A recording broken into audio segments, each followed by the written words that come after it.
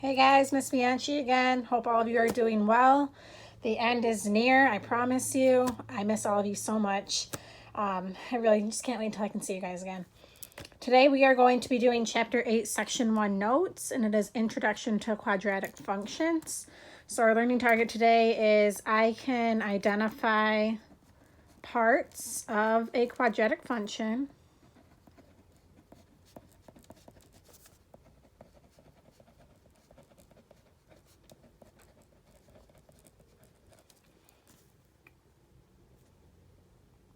You might have something written there in your bubble. I don't know why mine didn't print out with that one, so that's why I put the target.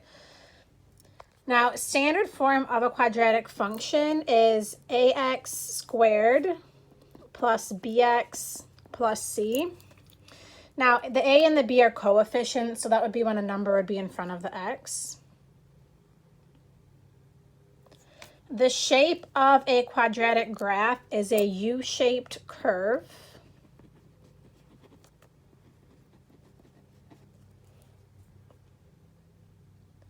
And it is called a parabola. So some of you have probably heard that term before. That is what the graph of a quadratic is.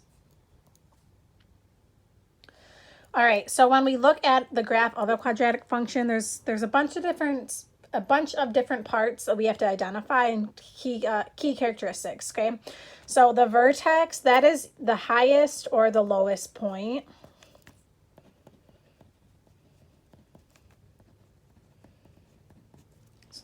I kind of think about the vertex on where it starts. So looking at this U-shaped graph here, the parabola, I see that the vertex is that point right there. That's the lowest point. And that vertex is at -3, 0. So we do write it as an ordered pair.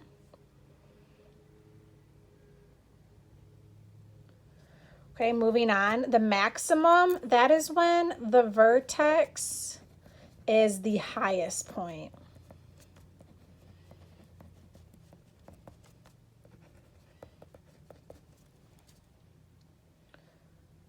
Okay, so looking here, I see the vertex is all the way up here. And if you look at the graph, it's going by 5. So the vertex and the maximum, right, it's the same thing, is at 5, 15. So in this case, the vertex is a maximum. The maximum of this graph is at 5, 15. I'm going to say is at 5, 15. Okay, that's because that's the maximum that all the points can be, if you think about it that way, because it's going down. Now the minimum, that's when the vertex is the lowest point.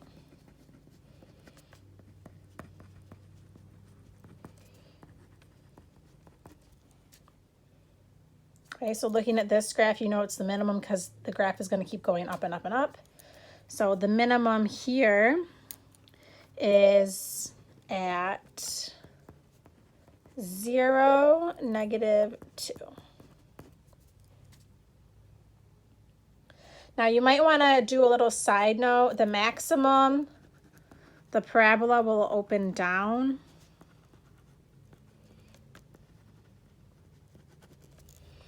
And then for a minimum, it's going to open up.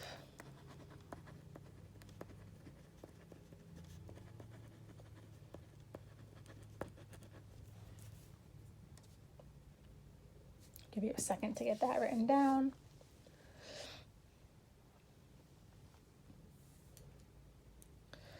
All right, the axis of symmetry, that is going to be a vertical line that divides the parabola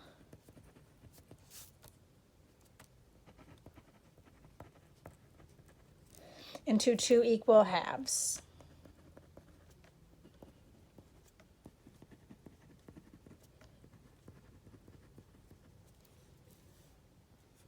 Okay, so when I'm looking at a graph, I want to go right down the middle of it. Okay, so looking here, I see that if I come right here That's going to split the parabola in half.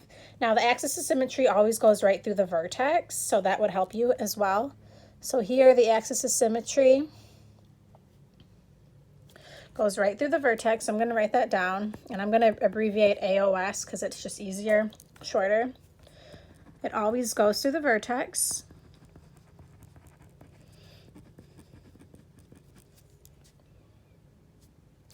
And the x coordinate of the vertex is the axis of symmetry. Okay, so in this case, the vertex is going through, the axis of symmetry is going through the vertex, right? And it's going through x equals 3. So the AOS is at x equals 3. And that would be how you would identify the axis of symmetry. Give you a second. Okay, go ahead and flip it over. The zeros, that is where the parabola crosses the x-axis.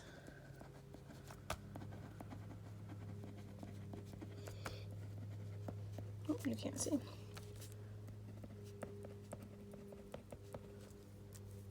Okay, now that's also the x-intercepts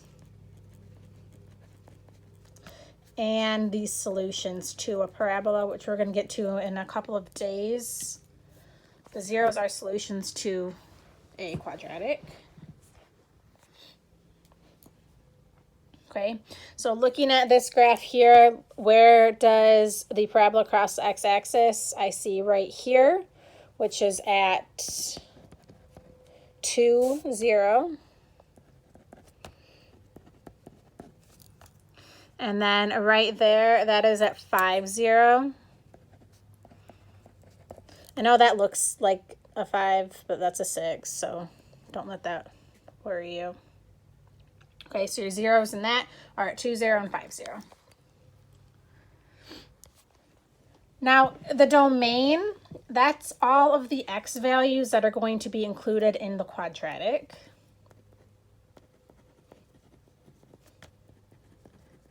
And this is going to be really easy for you because the domain is always going to be all real numbers.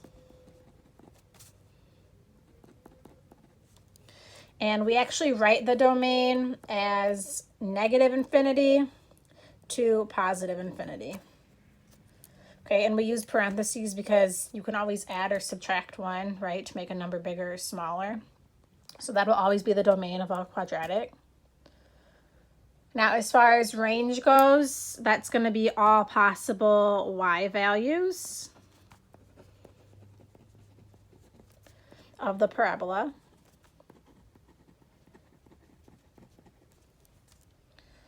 Okay.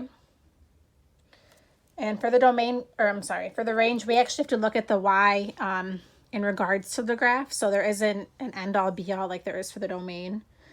So looking here, I got a nice little floating parabola, and they want me to identify the domain and range.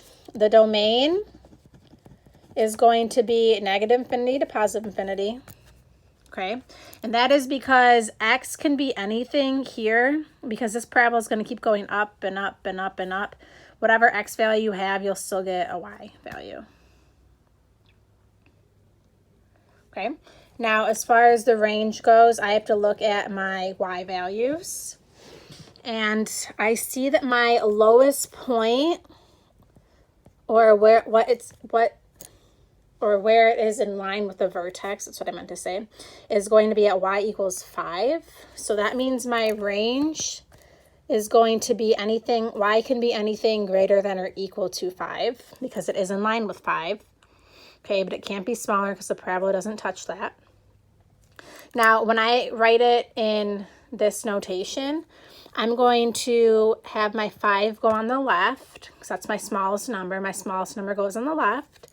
I included a bracket because it can be 5, okay? And it's going to go all the way to infinity. So y can be anything from 5 all the way to infinity, okay? Because that parabola will just keep going up and up and up, so any y values can increase. Okay. Now, we can always find the vertex and axis symmetry using a formula as well, okay? That's when we would identify the A, B, and C values, substitute these values into the formula, and that would be your axis of symmetry. We're going to get more to that on the next day as well, okay? This is a little bit simpler, so tomorrow or the next day, it's going to be more involved with the formula, so I'm actually going to skip over that part right now. So we have 2 problems to go through. They want the vertex, axis of symmetry, the min or max value, zeros, and the domain and range. Okay, it sounds like a lot, but I promise it'll go quick.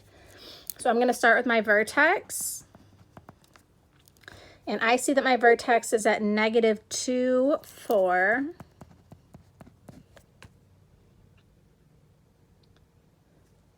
Okay, and that is a maximum, which is at -2, 4 as well.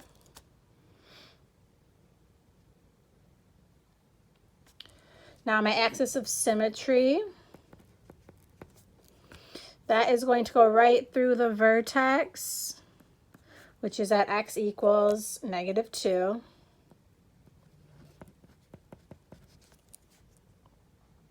So I've done my vertex, axis, and my min or max value. Now for the zeros, I want to know where it's going through the x-axis, and I see that I have a 0 at -4. So -4, 0, and then 0, 0.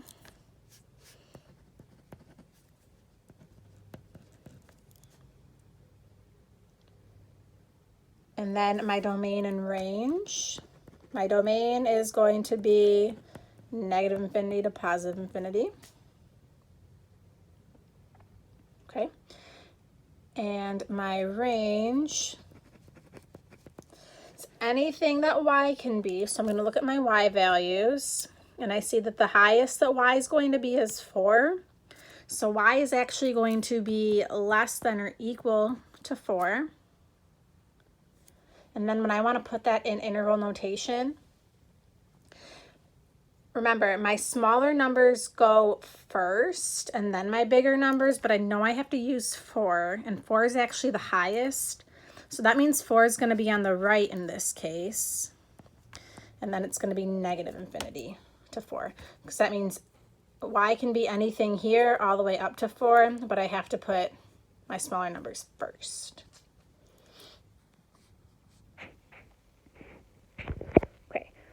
Moving on to the very last one for today, I have to find my vertex. Okay, and I see that my vertex, my lowest point is at -2, 0. And that is a minimum.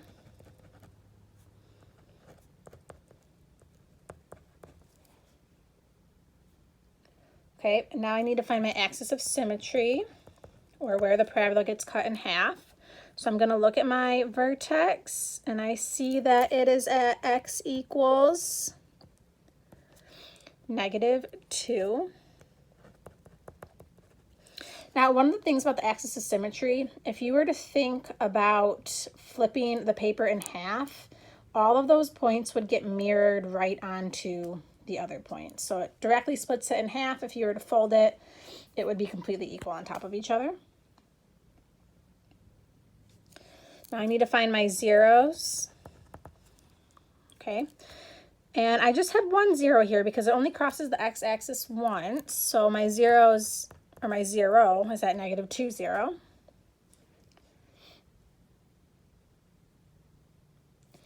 And my domain and range. My domain will be -infinity, +infinity. And my range, got to look at my y value again. And I see that my y gets as small as 0. Okay, but then it keeps going up. So that means y is going to be greater than or equal to 0. And that means if I were to write it in this notation, it would be 0 all the way up to infinity. Okay, if you guys have any questions, please feel free to email me. We'll be talking a lot about this as we go through the week, so if it doesn't make sense now, it'll get solidified in your memory more. Bye, guys.